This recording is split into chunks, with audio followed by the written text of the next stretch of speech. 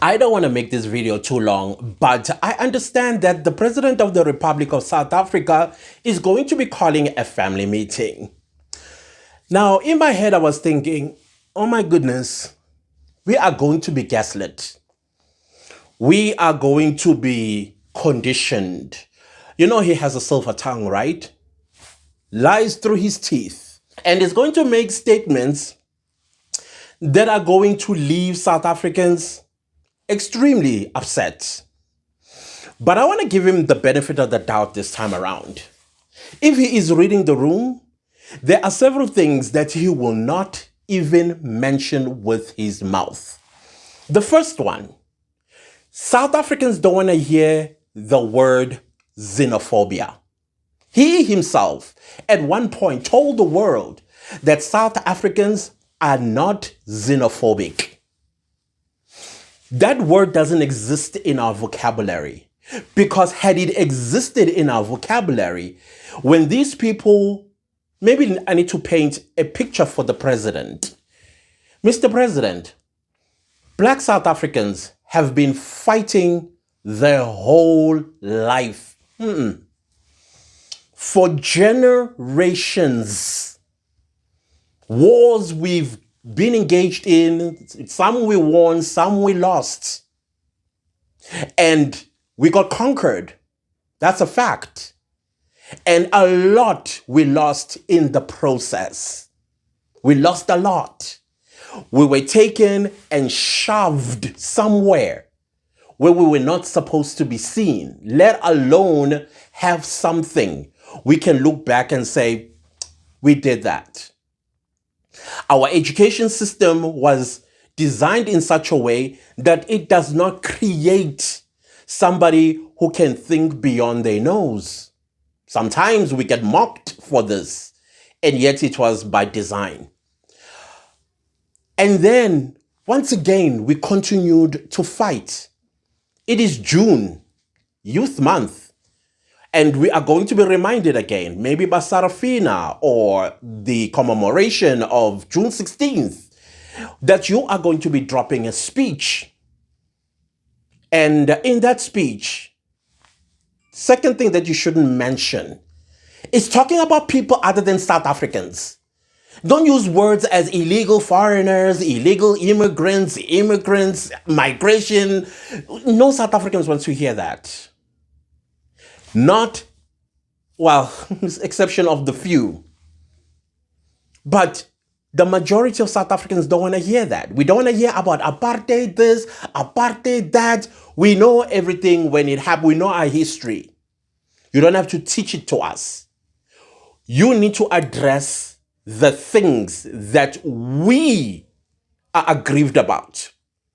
But let me still go back to history, because I think you, as the champion of this constitution of ours, might have forgotten a few things. And I keep hearing people in the ANC, the one that you are leading, asking questions about your credentials.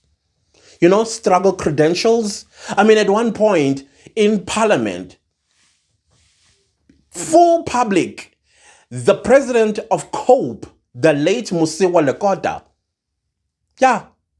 he sifted you out and accused you of being a spy. And now people are looking back. They're having hindsights about this. I wasn't there, so I wouldn't know, and I'm not interested in going further than this. However, it did plant a seed of doubt that is it possible that you are doing what you are doing because... You see, that because, then people fill in the dots. When 1994 came, Nelson Mandela won.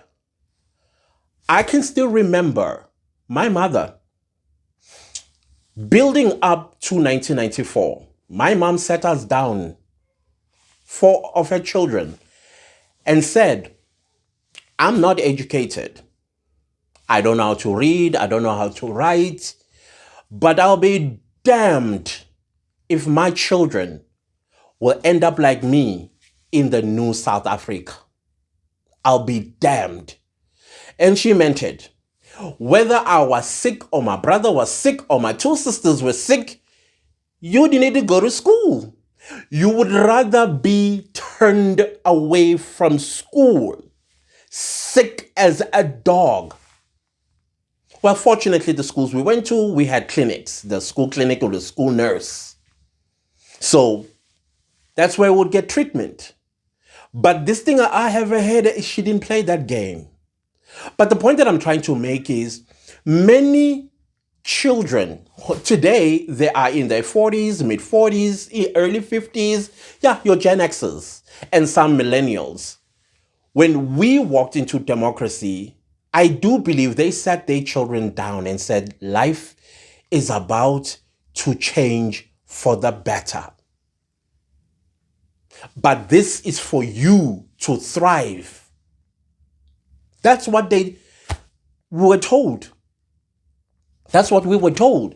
Because now a black person is in charge and a black person will consider us in every decision they make, every step they take, and every trip they take overseas is for us, so that we can equalize with those that have been enjoying the system that was designed for them to thrive, succeed, irrespective of whether they had an education or did not have an education. That's what she said. We grabbed that with our hands because all my mother's children are educated. Unfortunately, I lost the one behind me. Went to school, dedicated ourselves, went through all kinds of stages you can imagine. Then there was a breakout star, got scholarships and went to the best of the best schools. And, but there's something happened, Mr. President, while we just go, and while our parents are sitting us down and they're sharing the future that we are facing with a big slogan. I can still see it in my head. A better life for all. Oh, we held on to that like it was for dear life. We believed it, we embodied it, and we followed it, and we could actually see ourselves living a better life than the one that we were living. Then out of the blue, we see people with heads we can't even describe. What kind of a human being is this? Not that I'm being rude. I'm telling you what we saw physically. We've been told about Africa before. And the stories that we were told about Africa, how free they are, how they are thriving and successful and living good lives. That's what we were told. And so when we started seeing people with very weird head shape, we were like, are these the Africans you guys were telling us about? Oh, welcome. Oh, please, welcome, welcome. That's what we did. We welcomed them. Would xenophobic people welcome a stranger that looks strange, that doesn't look like any of us? And then when they open their mouth, they are speaking a totally different language. And if they are speaking English, you really, really need to pay attention really, really hard to pick up what they are saying. Because the accent it's spoken with a hard tongue. Did we xenophobe them because they sounded strange, looked strange, and did strange things and ate strange foods? Instead, we immersed ourselves. I'm going to be honest with you. I do not like peanut butter soup. When it's made, I hate the smell. When it's, not that I'm being disrespectful to those that make peanut butter soup, but what I'm trying to say here is when we welcome them, we were even willing to immerse ourselves in their culture, food, art, all of it. And today we are xenophobes. We are xenophobes. The propaganda that has been drummed and South Africa being stigmatized with that particular word, you now carry it in your vocabulary. We would not have lived with Nigerians. We would not have lived with all these Africans that came to South Africa as early as 1995, when we're supposed to be now finding our feet as South Africans after 1994. We were supposed to find our feet. We were supposed to find our rhythm. We were supposed to find our vision, other than a better life for all. All of that distracted, disturbed. Instead of focusing on us, we're focusing on them to make them feel at home. Xenophobes do not make strangers feel at home.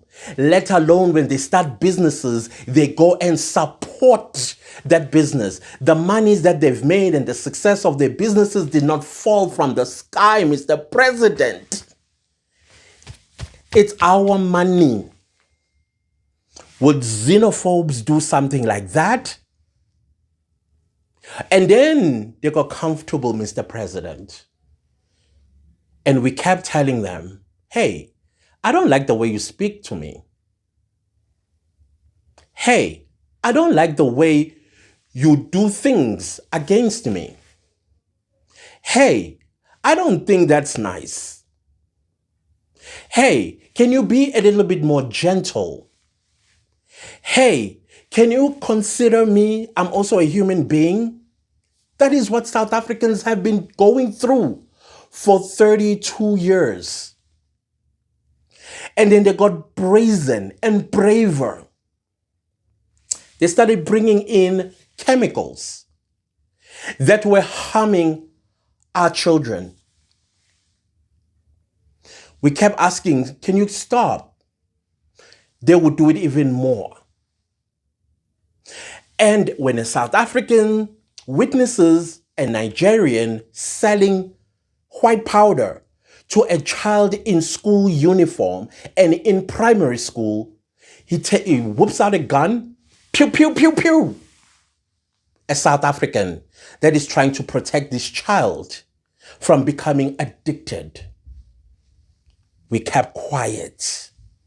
We took our loved one, went and buried him, and more were getting unalived that way. You blew a whistle on a Nigerian that has come to a township to destroy the youth of that township. They come and unalive you. And this time around, with the help of the South African Police Service. So now they've infiltrated our government, rotted them out. So the word xenophobia, Mr. President, does not describe us. It's not in our DNA. It's not in our vocabulary. You have also gone as far as weaponizing Ubuntu. And that's the fourth thing we don't want to hear coming out of your mouth, because we know when you use Ubuntu, you are gaslighting us. You are gaslighting us into admitting and being submissive to all the crap that we've been enduring for the past 32 years. South Africans have never gotten an opportunity to breathe, Mr. President, since 1994. Clearly, we've lost our country. When you drafted the Constitution, we are hearing in Parliament that, oh, you can't change that. You can't amend that. But then you're like, wait a minute, but Section 74, if I'm not mistaken, it provides that the Constitution can be amended. But you have lawyers that went to law school advising Parliament that the preamble of the Constitution, particularly a problematic sentence, South Africa belongs to all who live in it. When we know that you, as one of the people that were drafting the Constitution, you had South Africans and only South Africans in mind, unless you want to tell me something different. It was for South Africans, like any other country on this planet. When they draft their constitutions, they did it for their respective citizens. That is what we want to hear in your address when you have the family meeting about that problematic sentence in the Constitution. Be the champion for it to be amended from South Africa belongs to all who live in it to South Africa belonging to the natural born South Africans. Because if you say citizens, that word is still quite broad and interpretable. I don't know if you know anything about our Home Affairs. There was a program that I saw, even though it was a little bit old, but it's still quite relevant, where our citizenship was being sold for 500 Rand. So meaning there are people who are legit South Africans, but not South Africans, running around in this world with our passport. And some inside here, they go and get a specific type of woman, take them to Home Affairs, pay them 800 Rand and marry them. And those people, according to the system, they are citizens. So when we say citizens, you are also including those people that I believe when the Home Affairs start cracking down on them, they are going to take us to court. And I'm telling you, they are going to win. So it is quite clear that that sentence needs to be clear. South Africa belongs to all who live in it. We're amending that sentence to South Africa belongs to natural born South Africans, for me, comma, that are third to fifth generation. From third to fifth generation. You know why I am putting that? So that those so-called citizens, we now have a clear path. When they take us to court, they lose. You are claiming to be a citizen and you want to enjoy the same rights as South Africans, natural born South Africans, but you lack 3 generations and above. They lose the case. So that is the first thing that South Africans want to hear. No xenophobic talks. Shouldn't even be in your speech. No Ubuntu, because you weaponize it and make South Africans angry. But we want to hear you championing the amendment of the preamble, that problematic sentence. To South Africa belongs to natural born South Africans, comma, third to fifth generations and above, probably. So, problem solved. So that now we know who is this constitution for. I mean, as we're listening to the legal opinion, so there were political parties there, and there's something that the EFF said, which was not surprising. He says that the Constitution, particularly where it talks about South Africa belongs to all who live in it, that South Africa is not an island. We are part of the international community, which is true. But where he left me going is when he said, our Constitution must align with all constitutions of the world. In other words, what he's saying is South Africa does not belong to South Africans. It belongs to the world. But we know that in their speech, they're going to cut off the West, they're going to cut off Asians, and they'll cut off everyone. They literally want to sell South Africans to Africa. The so-called Pan-Africanism, they thought they are going to panel beat it and sound that way. Mr. President, you need to denounce that. South Africa is a sovereign. International treaties, international conventions, Geneva Convention of 1951, and also the UN conventions, whatever convention that is putting us in a disadvantage, Mr. President, it's important that you address that South Africa's sovereignty supersedes all. It supersedes all those conventions with the assistance of our supreme law, the Constitution of the Republic.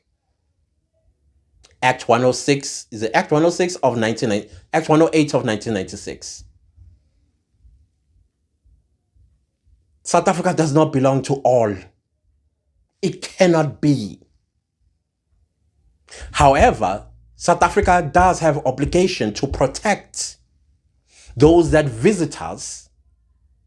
But when they come here, there are conditions like have medical or travel medical aid.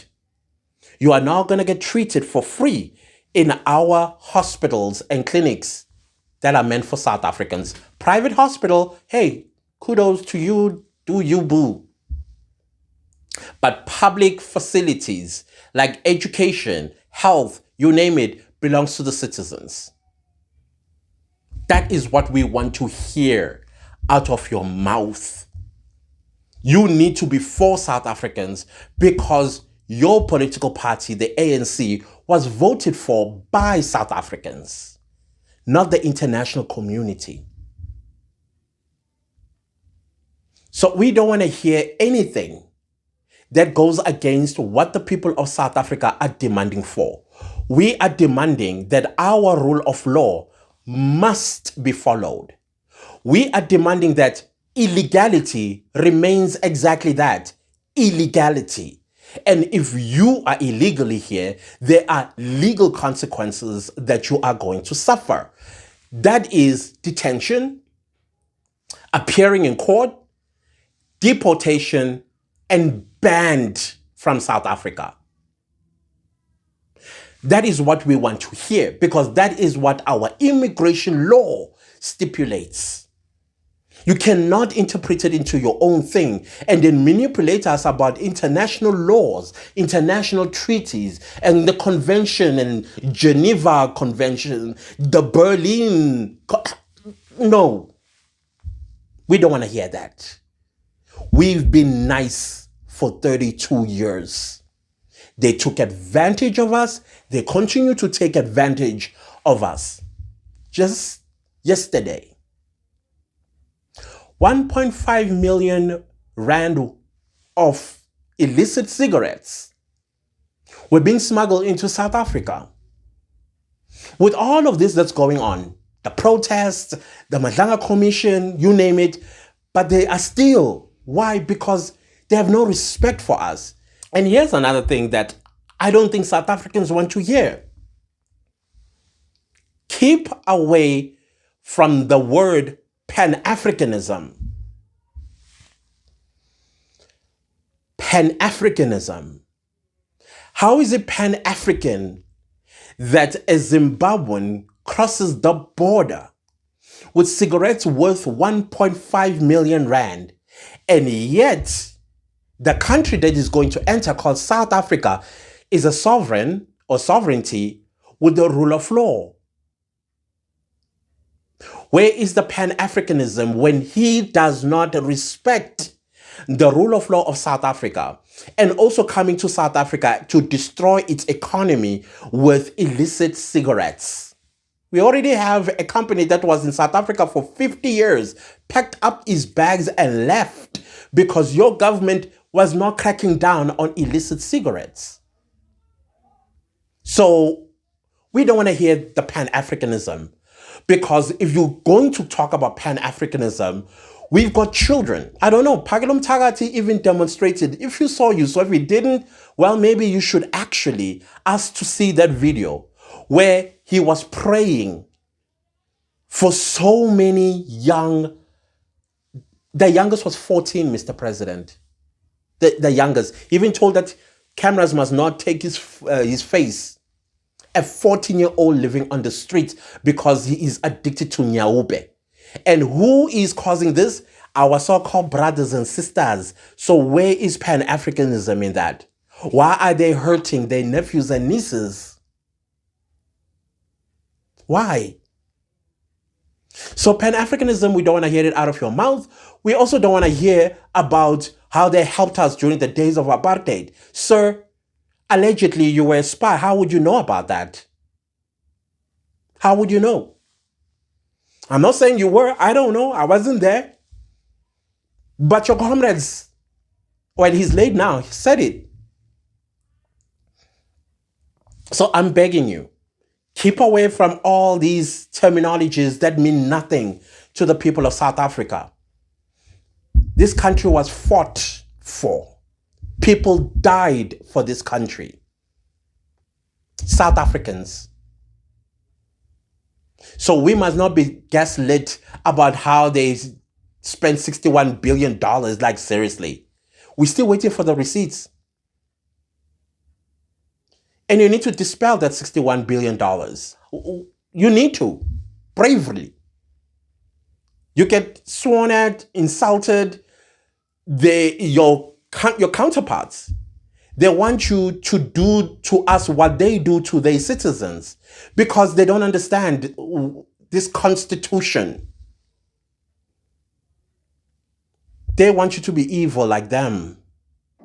That is why the countries are the way they are.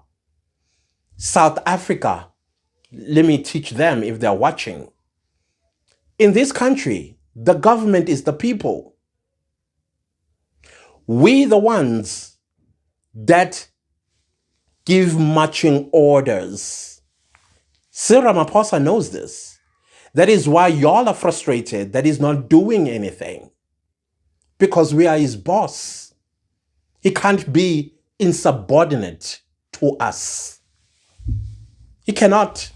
He and his entire cabinet will be dissolved just like that. And he knows that. So the sooner you guys realize that, the better for your chest pains and blood pressure because you're all old.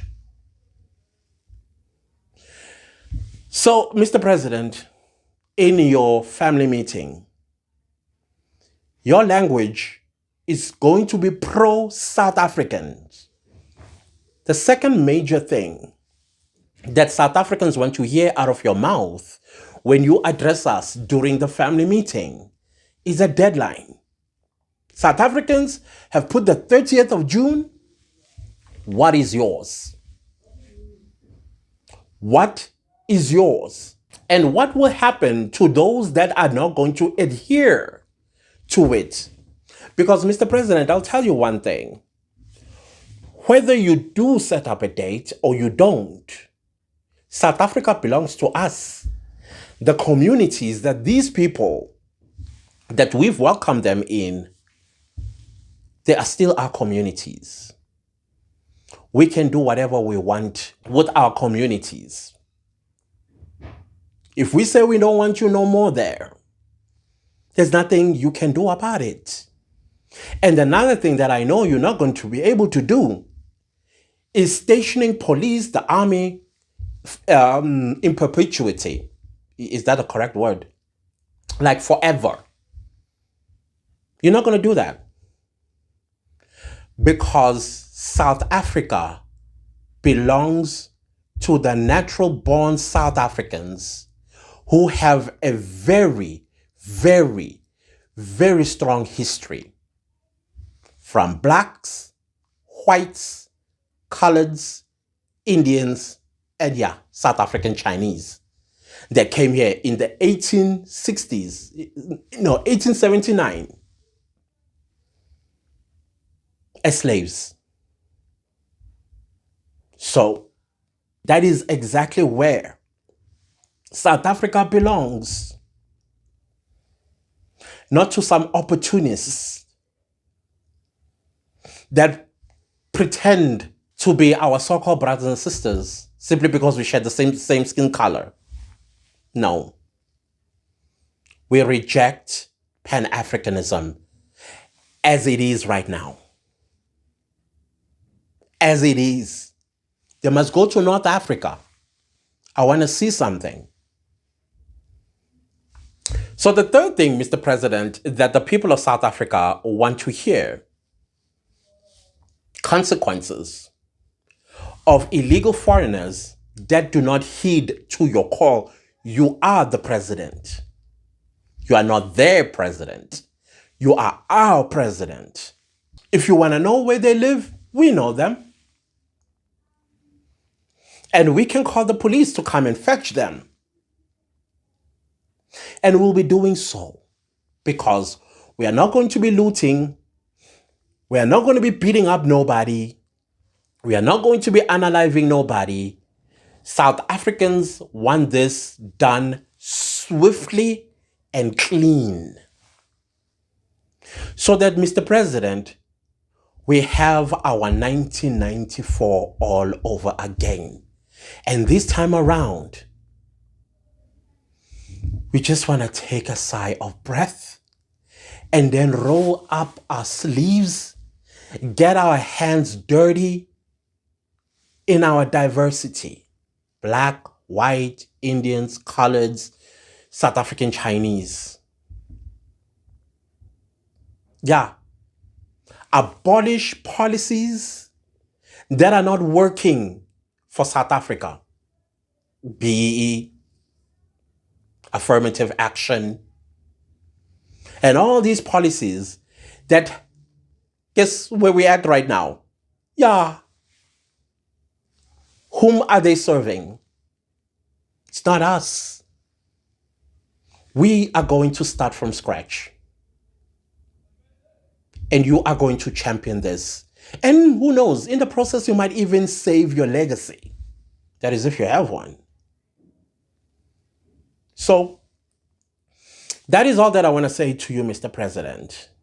At the end of the day, it's your prerogative. But I'm going to tell you, your government is like a child that sees a hand grenade. And that child wonders, what is that thing? You know the pin? And if I pull it, what would happen? Mr. President, I'm telling you right now, one of you are going to be so stupid to actually pull the pin. Revolutions get started by a very small thing. The French Revolution, yeah, quality of life. Bread. They couldn't afford bread. Yeah. Because the aristocrats and the politicians were too selfish. Hence, Mary Antoinette said the most famous words, let them eat cake. She lost her head during the French Revolution. So what I'm trying to say here, Mr. President, what you are going to say in your address, think of that hand grenade. Are you that stupid kid that is going to say, what is that thing? Don't do it. Speak South African people's language. Your counterparts, can you have a pair? Tell them where to get off. This is a sovereignty. Anyways, take it, leave it. It's up to you and your presidency. But Godspeed.